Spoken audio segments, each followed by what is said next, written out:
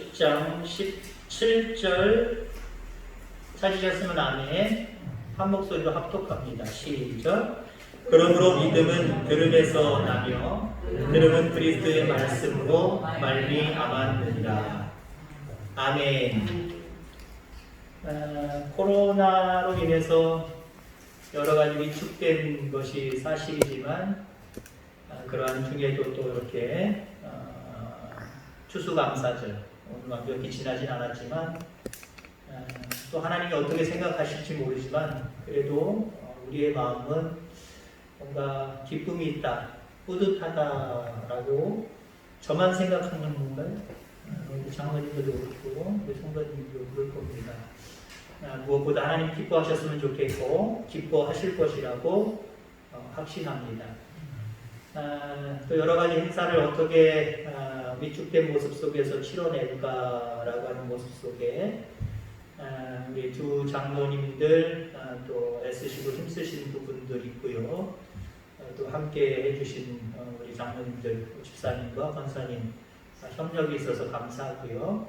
또 앞에 강단 나름대로 또 늘 그렇게 하셨지만 풍성하게 채우신 또 우리 최양욱 집사님도 감사하고 이상훈 집사님도 감사하고 또 물론 우리의 힘으로 해도 괜찮겠지만 또 함께 우리가 하는 일들 가운데 힘을 실어주셨던 최송 안수 집사님의 모습도 참 귀한 역할을 감당하셨고 이런 그분들이 다 모여서 하나님이 여러분들 우리 교회를 통해서 여러분들의 모든 모습들을 기뻐하실 줄 믿습니다. 그리고 축복하실 줄 믿습니다.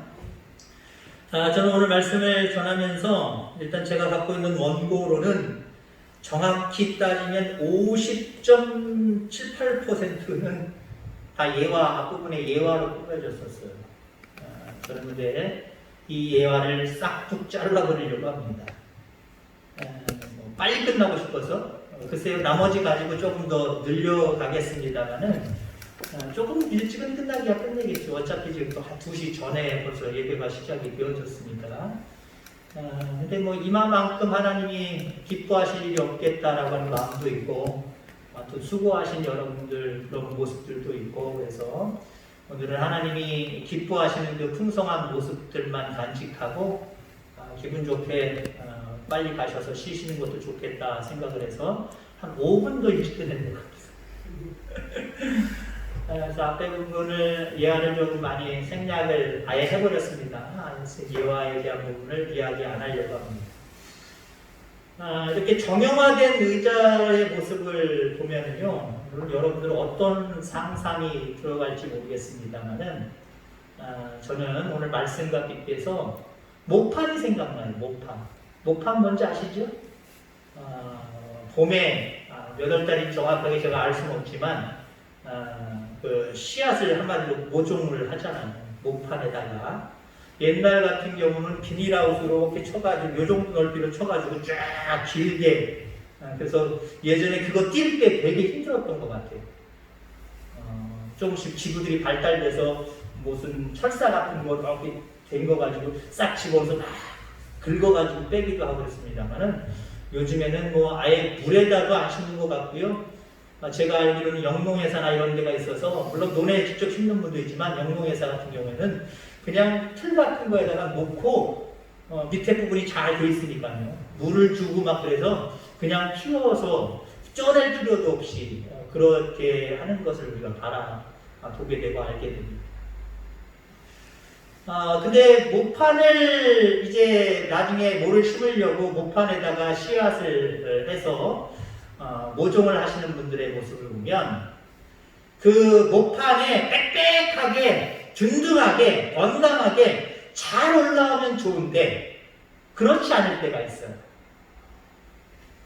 뭔가 사람 머리 빠진 것처럼 빠져있는 경우도 있고 여긴 키가 큰데 여긴 키가 작아가지고 뭉툭 패인 것도 있고 그걸 바라보는 주인들의 마음은 얼마나 속상할까요? 왜? 뭐 우리나라가 지금 뭐 벼농사만이 주가 되지는 않습니다만은 농업이 주가 되지는 않습니다만은 그래도 옛날 아무튼 한 30년 전, 50년 전 한번 생각해 보세요.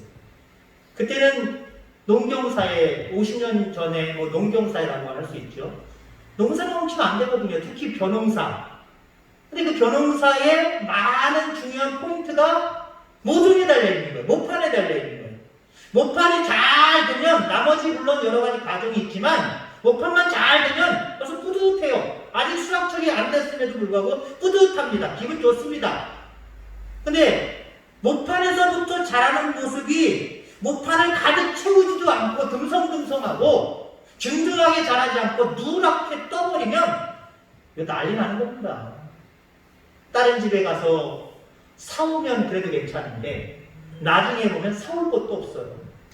그러면 모판이 모자라면, 모종할 수 있는 모판이 모자라면, 그 싹이란 그 싹이 모자라면 아주 난감하다라고 하는 거죠. 그래서 저도 개인적인 입장에서 말하면 이 모판 같아요. 모판 같은데 아이고 비어있네요. 쑥 들어간 것은 없는 것 같은데 너무 비어있어요. 자, 말씀은 믿음의 모판입니다.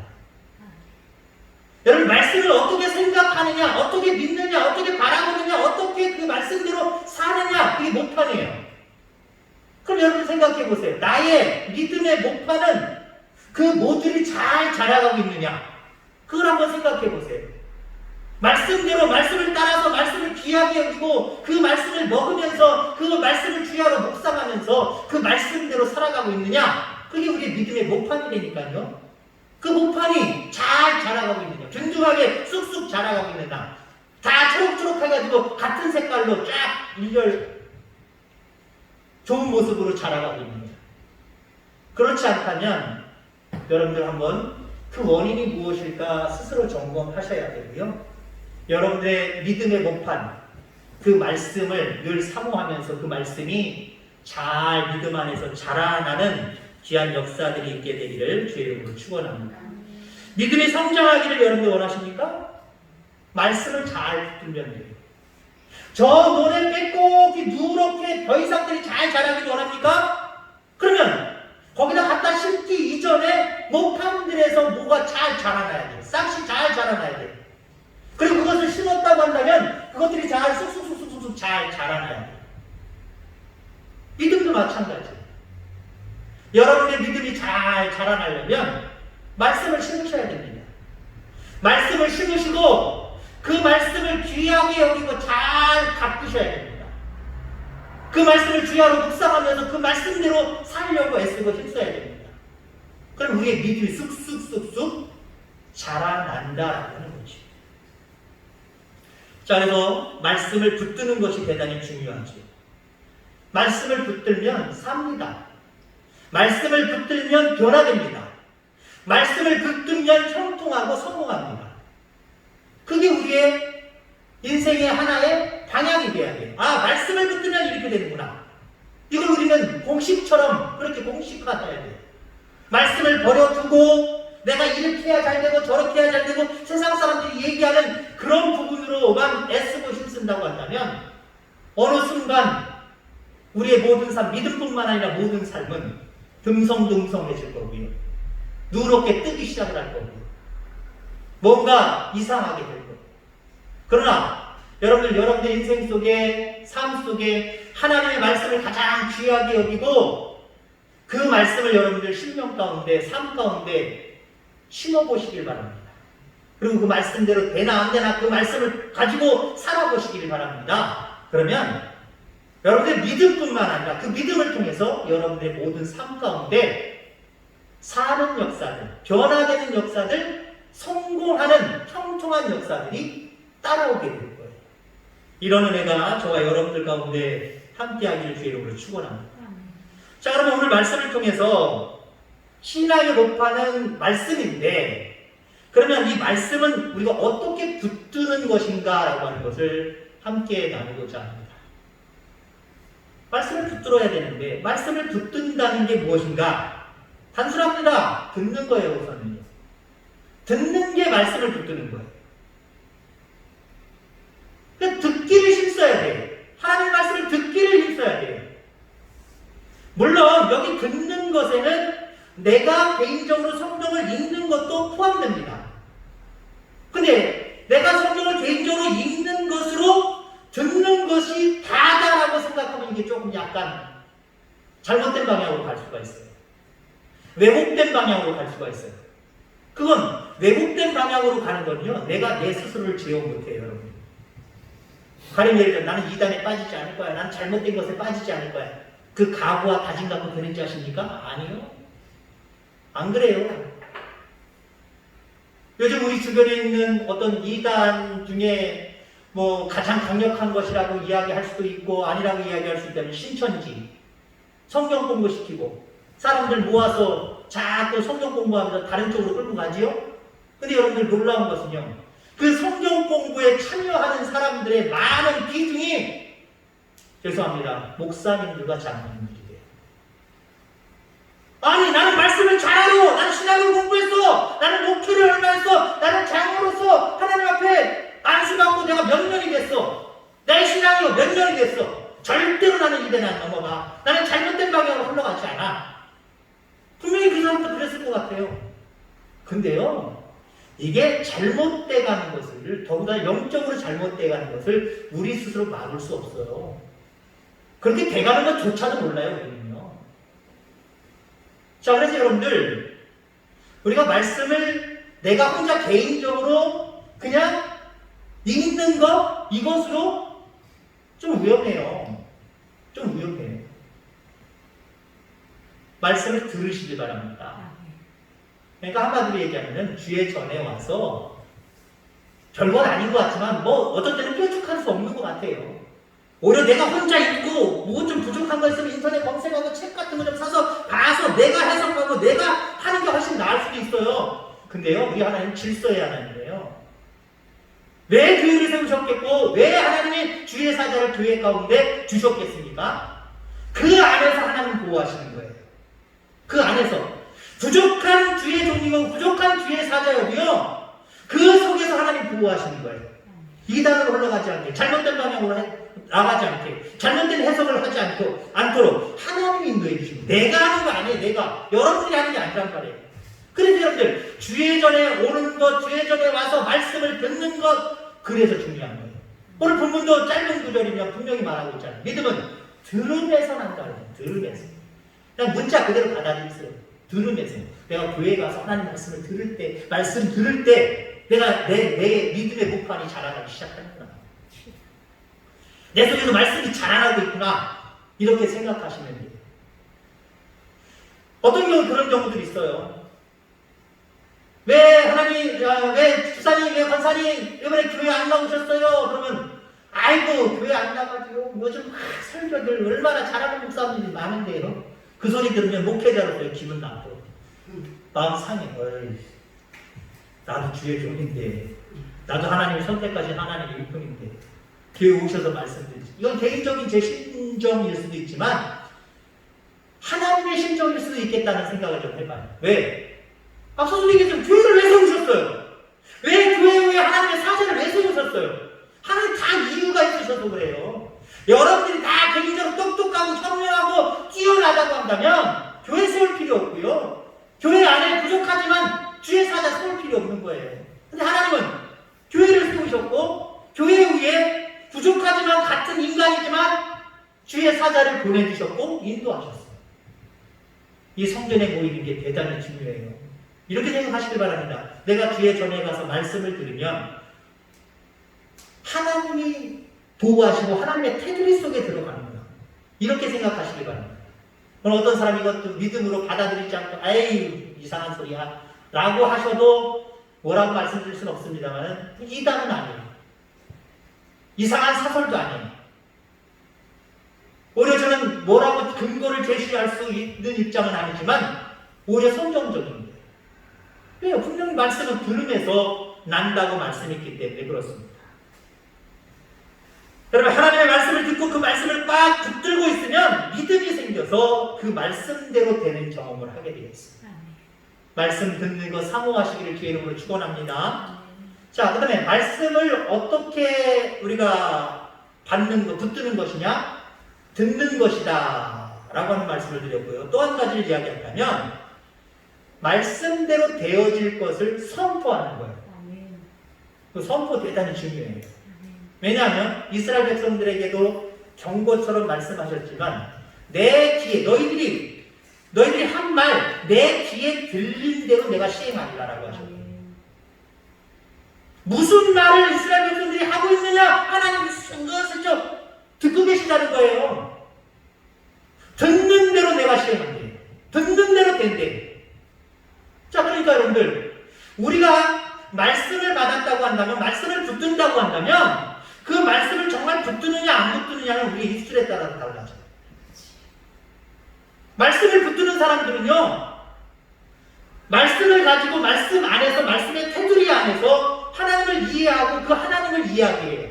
그리고 그 하나님의 역사를 바라보면서 하나님이 행하실 일 테두리 속에서 이렇게 될 것이라고 미리 선포를 해요. 그럼 하나님 그대로 행하시는 거예요. 근데 믿음이 있노라 하면서도 나는 다 알아, 성경 많이 알아 그러면서도 말이 다른 성도들이 있어요. 그냥 말이 하나님 말씀의 영역 가운데 없어요. 불평하고 불만하고 하나님의 말씀 오가는데 없고 자기 잣대가 있고 자기 기준이 있고 자기 가치가 있고 자기 어떤 노하우가 있고 자기 머리가 있어서 그것으로 얘기를 해요. 그럼 하나님 시행하시지 않는 거예요. 보통 내 머리 안에서 무엇을 생각하면은요, 사람들은요, 물론 안 되는 것도 된다라고 고집부리는 경우들도 있지만 대부분은요 부정적으로 모든 시각을 가져요. 안 된다, 못한다라고 하는 시각을 가져요. 자, 그런데 우리 하나님이 어떤 하나님이에요? 말씀 속에 있는 하나님이 어떤 하나님이에요? 말씀을 듣다 보니까 하나님이 어떤 분이라는 걸 더 잘 알게 되어 있잖아요. 그래서 말씀을 듣는 게 중요해요. 들음으로 말미암아 하나님이 이런 하나님이시지 이걸 안다고 한다면요, 무슨 이야기를 하든지 내 가치관과 내 테두리와 내 영역과 내 머리, 내 지혜 안에서 얘기하지 않고요, 그 말씀의 테두리 속에서 얘기하게 되어 있어요. 그 말씀의 테두리 속에서 얘기하니까 어때요? 하나님 역사하실 수밖에 없지요. 하나님 역사를 어떻게 하시는 거예요? 말씀을 듣고 그 말씀이 되어질 것을 입으로 선포하면 그것이 그 사람의 믿음이 되는 거예요. 믿음대로 될지어다요. 믿음대로 될지어다라고 하는 말은 그 말이에요. 그냥 내가 단순히 나 이랬으면 좋겠다. 내 욕심부리가 면하면서 나 이랬으면 좋겠다. 이거 믿음 아니에요. 여기 믿음대로 될지어다, 신약성경에 자주 나오는 믿음대로 될지어다 이 말씀은요, 바로 이거예요. 말씀을 듣고 이제는 내 생각이 아닌 말씀의 테두리 속에서 내 기준으로 말하는 게 아니라 하나님의 말씀의 기준으로 미리 선포해버리는 것, 이게 믿음이에요. 이게 믿음대로 될지어다예요. 자, 천사장이 마리아에게 나타났습니다. 마리아에게 나타나서 네가 잉태할 거다 라고 수태고지를 합니다. 근데 마리아가 처음에 이게 무슨 말입니까? 말도 안 되는 소리입니다. 나는 남자를 알지 못하는, 정언을 했지만 남자를 알지 못하는 완전한 처녀인데 어떻게 내가 아기를 낳을 수 있습니까? 라고 이야기합니다. 그래서 천사가 또 얘기하죠. 그 아이가 어떤 사람이라는 거, 어떤 분이라는 걸 얘기하죠. 메시아임을 고백합니다. 메시아임을 밝힙니다. 하나님의 아들이 네 육신을 입고 이 땅에 올 것을 예고합니다.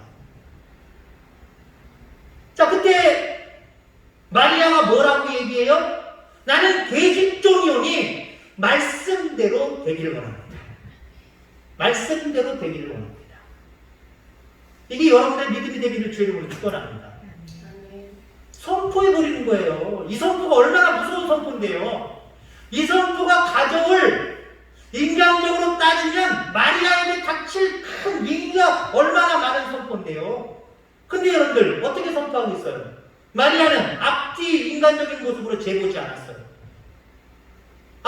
말씀을 들어보니까 자꾸 천사를 통해서 말씀을 듣잖아요. 처음에는 그냥 수태고지만 하니까 이거 말도 안 돼요. 그러다가 그 속에 아이가 날 텐데 그 아이가 어떤 아이인데 하나님의 곧 아들이시고 메시아야, 임마누엘 하신 분이야 라고 이야기를 하니까, 그리고 이 땅에 가서 만국으로 타실 분이야, 영영의 만국으로 타실 분이야 라고 이야기하니까 계속 말씀을 듣다 보니까 어때요? 자기 생각이 없어져 버렸어요. 자기 입술의 고백, 자기 욕심의 입술의 고백이 사라져 버렸어요. 안 됩니다라는 고백이 사라져 버렸어요. 그리고 나는 부족하고 연약한 사람이지만 하나님이, 천사가 그렇게 말씀하시면 그 말씀대로 되기를 원합니다. 한마디로 이렇게 선포해 버립니다. 그러니까 어떻게 돼요? 하나님이 그 다음부터는 책임져 주시잖아요. 육신적으로 그 말이 왜 위험한 말입니까? 아기를 낳기 전에 갖는 것 자체부터 이건 난리 법석 엄청난 시련이 닥쳐올 일입니다. 왜요? 처녀가 아이를 낳아요? 물론 요즘 시대는 보니까 아이가 혼수품이라 하는데요. 불과 한 20년 전, 30년 전만 해도 결혼식 하기 전에 아이를 낳는다? 아니, 결혼식을 했는데 10개월이 안 됐는데, 10개월이 안 됐는데 애를 낳았다? 사람들이요, 좋은 모습으로 바라보지 않았어요. 따가운 시선을 보냈어요. 저것들도 말고. 이런 모습으로 보냈어요. 시대가 더 뒤로 갈수록 더 심했어요. 지금 이 마리아의, 오늘 본문은 아니지만 마리아, 그 시대가 어떤 시대인데요? 말 그대로 그 시대가 엄청난 시대일 뿐만 아니라 그 지역적인 특성에 의하면 그 여인은 당장이라도 돌맞아 죽어야 되는 위기가 그에게 닥쳐오는 겁니다. 죽음의 위기가 닥쳐와요. 그러면 하나님의 말씀을 듣고 입술을 벌려서 하나님의 말씀을 선포하는 단계가 아닌 연약한 믿음이었다라고 생각해 보세요. 마리아는 계속 안 된다 소리만 했을 거예요. 안 된다고 했으면 물론 하나님은 다른 사람을 통해서 역사하시고 메시아를 이 땅에 보내시겠지만 예수님의 육신의 어머니가 되는 놀라운 축복과 은혜를 그가 누릴 수 있었겠느냐. 뿐만 아니라 짧게는 주의 말씀대로 되기를 간절히 소망합니다 라고 했을 때 그 다음부터 하나님 얼마나 보호해 주세요. 돌맞아 죽을 여인이었는데 돌맞지 않게 하시잖아요. 당장 정문한 요셉에게 에이 부정한 여자 파울이야 끝이야 당신과 약혼한 거 끝이야 라고 파기 선언하고 남자가 휙 돌아갈 수 있는 상황인데 근데 하나님이 요셉의 마음으로 어루만져 주셔서 마리아 버리지 않게 하시고 다른 사람들이 야 애랬어? 하고 돌 던져 죽어야 될 상황 속에서도 하나님이 보호하시고 길게 볼 것도 없어요. 짧은 모습 속에 마리아가 고백한 그 믿음의 모습을 통해서 하나님이 그를 얼마나 보호해 가십니까? 그 다음에 뭐 더 중요한 얘기지만 이야기하지 않으려고 합니다. 하나님의 은혜가 얼마나 마리아에게 쏟아집니까? 그러면 그거예요. 마리아가 왜 그런 축복을 받아요? 믿음 하나로 받은 거예요. 믿음 하나. 믿음의 목판에 말씀들이 심겨지고 자라나서 결국 입술로 고백하는 단계까지 되니까 하나님이 책임져 주시더라는 거죠. 여러분이 입술을 벌려서 무엇인가 앞날에 대해서 지금의 현실에 대해서 이야기할 때 어떤 말들을 주로 합니까? 그 말들이 나오는 근거가 어디에 있습니까? 근원이 어디에 있습니까? 보통 내 기준이죠. 세상 사람들 살아가는 방법, 그 기준이 내 기준이 되고 그 기준이 또 입술을 통해서 나오는 거지. 이제 그것이 아니라 말씀을 자꾸 들으시길 바랍니다. 그리고 그 들려진 말씀들을 통해서 하나님을 깊이 알아가시길 바랍니다.